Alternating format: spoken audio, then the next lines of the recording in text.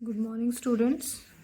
आज हम करेंगे लॉज ऑफ हेरिडिटी या मेंडल्स प्रिंसिपल्स। ठीक है, इससे पहले जो हमने मोनोहाइब्रिड क्रॉस किया था, monohybrid that is study of one character या study of inheritance of one character, जिसमें हमने कहा कि हम एक टाइम पर एक ही करेक्टर की स्टडी करते हैं, उसको हम मोनोहाइब्रिड क्रॉस कहते हैं। ठीक है, तो उस मोनोहाइब्रिड क्रॉस से कंक्लूड करके मेंडल्स ने कुछ लॉज बनाए, उसके बेसिस पर कुछ लॉज बनाए। तो फर्स्ट आता है आपका प्रिंसिपल या लॉ ऑफ पेयर्ड फैक्टर। ठीक है, ये हमने पहले भी किया है। ये लॉ क्या बोलता है कि एक डिप्लॉयड ऑर्गेनिज्म में कोई भी करेक्टर जो है वो उसको दो एलील, टू का मतलब क्या हुआ, पेयर। ठीक है, हमने इसका कहा था कि करेक्टर जो है आर कंट्रोल्ड बाय फैक्टर्स, उन्हीं फैक्टर्स को बाद में एलील कहा गया। एलील्स क्या हैं, बेसिकली वो जीन्स ही हैं। ठीक है, तो ये लॉ क्या बोलता है, लॉ ऑफ पेयर्ड फैक्टर, कि हर करेक्टर जो है डिप्लॉयड ऑर्गेनिज्म में is controlled by two alleles, और वो कहाँ पर पाए जाएंगे, सेम लोकाई पे, सेम जगह पर पाए जाते हैं, होमोलोगस क्रोमोसोम में। इसकी स्टेटमेंट है, law paired factor state that a hereditary character is controlled in a diploid organism by at least two alleles that occupied the corresponding loci in the two homologous chromosome। मतलब क्या कि किसी भी diploid organism में कोई भी hereditary character है, उससे टू एलील मतलब पेयर, इसलिए इसका नाम पड़ा पेयर्ड फैक्टर लॉ। ठीक है, टू एलील्स कंट्रोल करते हैं, और वो दोनों एलील्स जो होते हैं वो क्या होते हैं, सेम जगह पर होते हैं, टू होमोलोगस क्रोमोसोम में। और इस लॉ की अगर इलेबोरेशन देखें, एक्सप्लेनेशन देखें, तो ये वही है जैसे कि हमने कहा कि जैसे हमने पढ़ा कि आपका पी प्लांट में ट्रेट या करेक्टर क्या है, हाइट। तो हाइट को जो है, जैसे अगर हम टॉलनेस की बात करें तो उसे कैपिटल टी, ये प्योर टॉल टी प्लांट है। तो ये क्या हुआ आपका, ये क्या हुआ, पेयर में है, क्योंकि हर करेक्टर जो है, each character is controlled by two allele या पेयर में। तो ये कैपिटल टी ये pure T plant, P plant हुआ।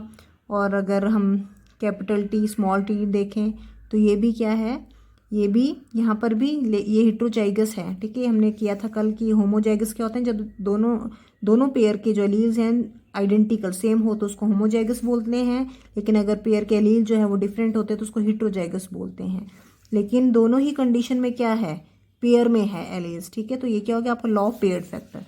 दूसरा लॉ क्या बोलता है, प्रिंसिपल ऑफ डोमिनेंस या लॉ ऑफ डोमिनेंस। ये क्या बोलता है कि जब भी पेयर में होते हैं, एलील जो पेयर में होते हैं, उसमें क्या होता है कि एक एलील खुद को एक्सप्रेस करता है, यानी कि उसी का करेक्टर जो है आगे आता है, वही नजर आएगा, उसको हम फिनोटिपिक करेक्टर बोलते हैं। फिनोटिपिक करेक्टर जो हमें ऑब्जर्व होता है करेक्टर। ठीक है, तो वही जो करेक्टर, जो एलील खुद को एक्सप्रेस करता है उसको हम डोमिनेंट एलील बोलते हैं, जो नहीं कर पाता है उसको हम रिसेसिव एलील बोलते हैं। ये भी हमने कल किया था। तो वही लॉ है ये, law of dominance state that one allele of a pair of allele, यानी कि पेयर में से एक एलील क्या करेगा, which control usually express itself, यानी कि जो खुद को एक्सप्रेस करता है। एक्सप्रेस मतलब कैसे करेगा, जो हमें ऑब्जर्वेबल ट्रेट आएगा। जैसे प्लांट क्या है, टॉल, तो हम उसमें ऑब्जर्व कर सकते हैं, हम देख सकते हैं कि प्लांट क्या है, टॉल है। Observable trait in hybrid organism. अब हाइब्रिड ऑर्गेनिज्म क्या है, कल भी हमने किया था कि हाइब्रिड ऑर्गेनिज्म क्या है, जैसे आपका कैपिटल टी। ठीक है, तो कैपिटल टी ये भी क्या है, प्लांट, ये भी टॉल है। ठीक है, लेकिन ये कैसा हुआ, ये होमोजाइगस टॉल है, ये होमोजाइगस, या इसको बोलेंगे प्योर। लेकिन अगर इस तरह से हम लिखेंगे तो ये भी क्या है, इसका भी, ये भी कैसा आएगा, इसका करेक्टर भी कैसा आएगा, टॉल, ये भी टॉल है, लेकिन ये कैसा होगा आपका, हाइब्रिड। ठीक है, ये क्या है, हाइब्रिड या हेट्रोजाइगस टॉल इसको हम बोलते हैं। तो अगर हम इस केस की बात करें तो यहाँ पर तो दोनों के दोनों क्या है, सेम एलील है, क्योंकि होमोजाइगस है तो सेम है, खुद को एक्सप्रेस कर रहे हैं, तो इसका मतलब दोनों के दोनों क्या हुए, ये डोमिनेंट हुए। लेकिन अगर हम हाइब्रिड कंडीशन में देखें, यहाँ पर क्या आया आपका करेक्टर, यहाँ पर आया आपका करेक्टर टॉल। ठीक है, फिनोटाइप क्या आया, प्लांट का टॉल आया। तो टॉल का मतलब क्या हुआ कि इस एलील ने खुद को एक्सप्रेस किया, और जो एलील खुद को एक्सप्रेस करता है उसको हम क्या बोलते हैं, डोमिनेंट। और जो दूसरा नहीं कर पाता है उसको हम क्या बोलते हैं, रिसेसिव। ये हमने कल भी किया था। ठीक है, वो है रिसेसिव। तो इस कंडीशन में, ये हाइब्रिड कंडीशन में, जो एलील खुद को एक्सप्रेस करे उसको हम डोमिनेंट बोलते हैं, जो नहीं कर पाए उसको हम रिसेसिव बोलते हैं। यही लॉ है आपका लॉ ऑफ डोमिनेंस। ठीक है, लिखा है ना कि express it self and prevent the expression of the other, यानी कि दूसरे के रिसेसिव के एक्सप्रेशन को रोक रहा है वो। The allele which is expressed in hybrid, ठीक है, जो हाइब्रिड में जो खुद को एक्सप्रेस कर पाता है उसको हम क्या बोलते हैं, डोमिनेंट, और जो अनएक्सप्रेस जो नहीं कर पाता उसको हम क्या बोलेंगे, रिसेसिव।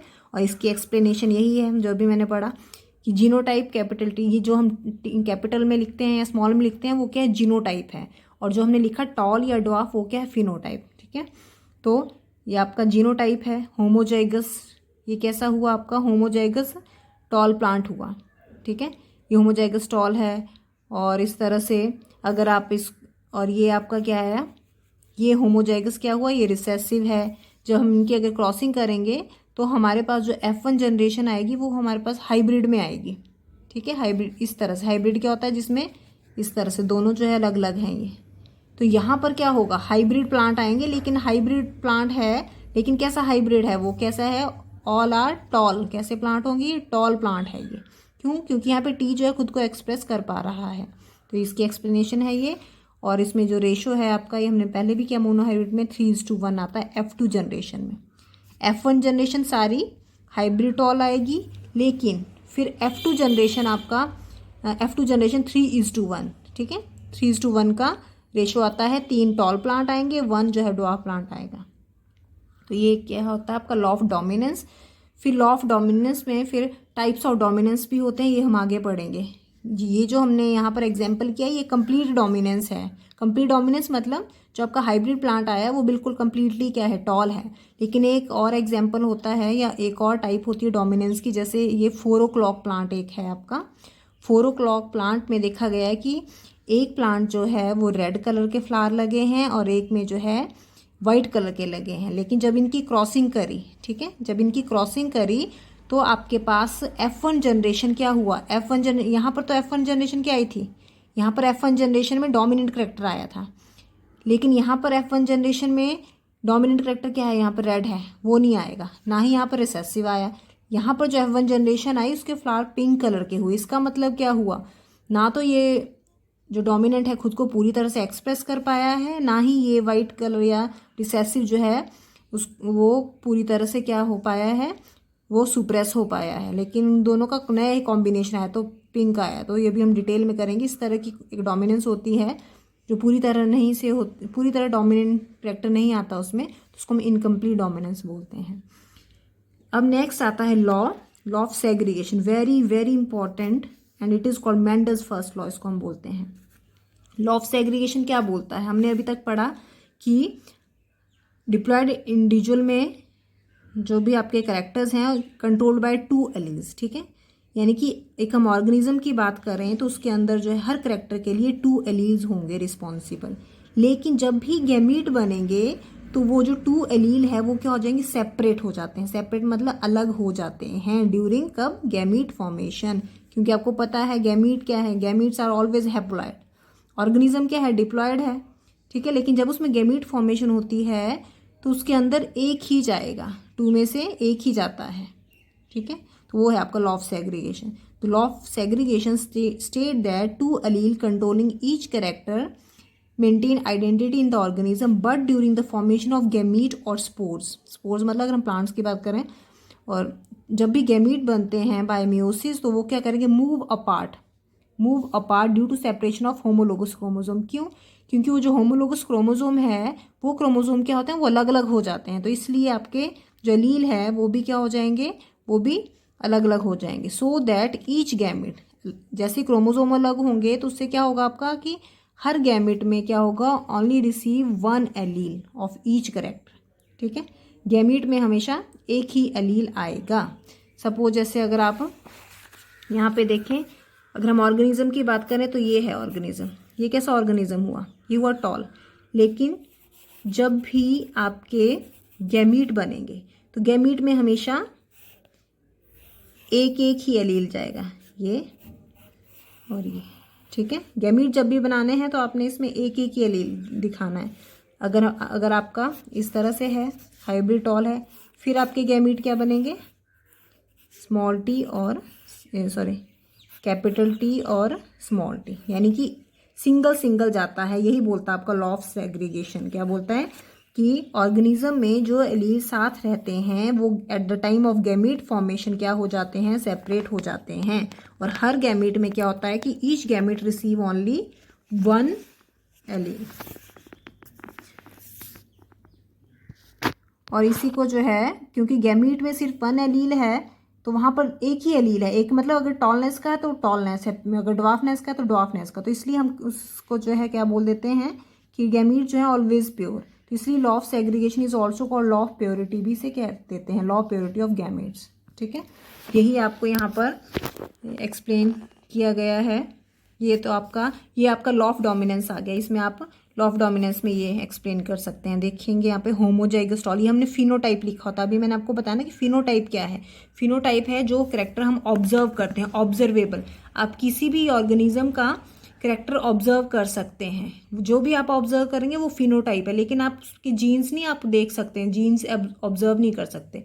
तो जीन्स वाला जो इस तरह से हम जीन्स लिखते हैं वो जीनोटाइप होता है। ठीक है, तो जैसे capital T small T capital capital, ये क्या जीनोटाइप है। कैसा है ये है आपका होमोजाइगस टॉल प्लांट और ये है आपका होमोजाइगस ड्वार्फ प्लांट। जब अब देखेंगे आप, इसके गैमीट बनाए गए हैं, ये बने इसके गैमीट। ठीक है, ये और ये बताया ना मैंने आपको कि एक ही आएंगे, ये इसके गैमीट बने। ठीक है, अब क्या होगा, F1 जनरेशन, अब गैमीट बने, फिर से रिप्रोडक्शन जब होगी तो ये गैमीट क्या करेंगे, फ्यूज़ करेंगे।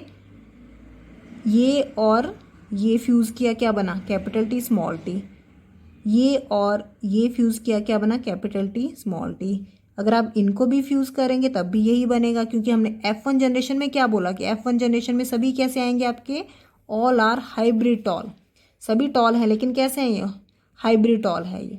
तो ये F1 जनरेशन का जीनोटाइप है ये, कैपिटल टी स्मॉल टी। और फिनोटाइप क्या है, हाइब्रिड टॉल। अब इनके गैमीट अगर हम बनाएं, इनके गैमीट, तो क्या बनेगा, capital T small T, capital T small T. और जब आप इनको क्रॉस करेंगे, इस गैमीट को आपने इससे क्रॉस किया, कैपिटल टी, इस गैमीट को आपने इससे क्रॉस किया, कैपिटल टी स्मॉल टी, फिर इनकी क्रॉसिंग करवाएंगे, इसको और इसको किया दिस वन, इसको और इसको किया दिस वन। तो अब देखेंगे आप क्या है, आपका 4 इंडिविजुअल दिखाए गए हैं, कैपिटल टी। ये क्या हुआ, होमोजाइगस टॉल। ये क्या हुआ, हेटेरोजाइगस टॉल। ये भी हेटेरोजाइगस टॉल। और ये क्या हुआ आपका, होमोजाइगस ड्वार्फ। यानी कि तीन प्लांट आपके पास कैसे आए यहाँ पर, टॉल टॉल टॉल आए ना, 3 टॉल आए इज टू 1 क्या है आपका, 1 ड्वार्फ। इसलिए आपकी F2 जनरेशन क्या हुई थी मोनोहाइब्रिड में, 3:1। तो ये आपका डोमिनेंस का है ये एक्सप्लेनेशन। ठीक है, लेकिन अगर हम बात करेंगे अभी लॉ ऑफ सेग्रीगेशन की एग्जाम्पल की, तो आप यहाँ से कर सकते हैं लॉ ऑफ सेग्रीगेशन। जैसे आपको बताया गया ये गिनी पिग है, कल भी हमने शायद किया, प्योर ब्लैक है ये। ठीक है, प्योर ब्लैक, ये फिनोटाइप है इसका, प्योर ब्लैक। इसकी और क्रॉसिंग करवाई गई प्योर वाइट की। ठीक है, ये है जीनोटाइप BB। वैसे ये जैसे आपको वहाँ पे कैपिटल टी लिखा था ना, तो वही यहाँ पर हम BB की बात कर रहे हैं, यहाँ पर कलर की बात कर रहे हैं। पिग के कलर की ब्लैक है, ये वाइट है, इनके गैमिट बने, ये इसके गैमिट बने, ये आपको करने पड़ेंगे तभी आएंगे। अब इसका क्रॉस कराएंगे इससे, इसका क्रॉस कराएंगे इससे। तो हाइब्रिड में F1 जनरेशन में हमेशा कैसे आने हैं आपके पास, हाइब्रिड ब्लैक। ठीक है, फिर इनके गैमीट्स बनाए, गैमीट्स में हमेशा एक जाएगा। तो क्या बना आपका, इस तरह से 3 आपके ब्लैक आएंगे और 1 आपका वाइट आएगा। ये भी आपका लॉ ऑफ डोमिनेंस दिखा रहा है यहाँ पर, लॉ ऑफ डोमिनेंस भी। और आप इसको इसमें भी कर सकते हैं जो आपका लॉ ऑफ सेग्रीगेशन, क्योंकि यहाँ पर हम गैमीट फॉर्मेशन भी बता रहे हैं ना, कि हमने कहा कि जो एलील साथ रहते हैं, पेयर में होते हैं एक इंडिविजुअल में, वो सेपरेट हो जाते हैं, अलग हो जाते हैं, कब, at the time of gamete formation. यही जो यहाँ पर क्रॉस बना है, इसी को अपने वर्ड्स में लिखना है, अपने शब्दों में लिखना है। तो यहाँ पर क्या आया, select pure black male guinea pig. क्या किया है, ये मेल गिनी पिग है, उसको क्रॉस किया pure white female guinea pig से। तो यहाँ पर ब्लैक कलर जो है वो डोमिनेंट है ओवर वाइट कलर। ठीक है, since each character is represented by 2 alleles and in a pure individual both the alleles of a character are similar. क्योंकि अभी हम इनका प्योर वाइट और प्योर ब्लैक के साथ क्रॉसिंग करा रहे हैं। तो प्योर का मतलब क्या होता है कि दोनों जो है सेम होंगे, होमोजाइगस होंगे। प्योर ब्लैक मतलब दोनों ब्लैक होंगे डोमिनेंट, प्योर वाइट मतलब दोनों ही वाइट के एलील होंगे। तो इस तरह से करेंगे और आगे पूरा आपका क्रॉस बनेगा और इस तरह से आपकी ये निकलेगी। तो ये था आपका law of segregation, law of dominance, very very important. ये सब आपने रिवाइज करने हैं। Thank you, that's all for today.